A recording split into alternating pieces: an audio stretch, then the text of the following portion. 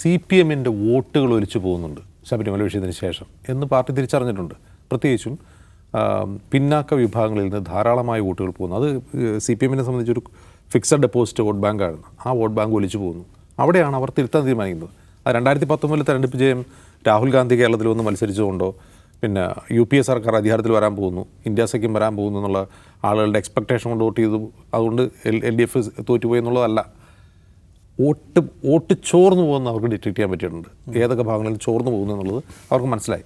2024 ലോക്സഭാ തെരഞ്ഞെടുപ്പിൽ അവർക്ക് മനസ്സിലായി, അത് പോയിക്കൊണ്ടിരിക്കുകയാണ്.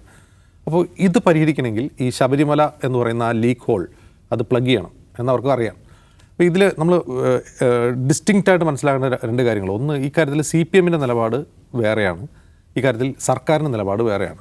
സർക്കാരിൻ്റെ നിലപാട് എന്താണ്? സർക്കാർ കൊടുത്ത അഫിഡവിറ്റിൽ പറയുന്നത് ഏതെങ്കിലും മതസമൂഹങ്ങളിലെ ആരാധനാലയങ്ങളിലെ ആചാരങ്ങൾ മാറ്റുന്നത് അത് സർക്കാർ ചെയ്യേണ്ട പണിയല്ല.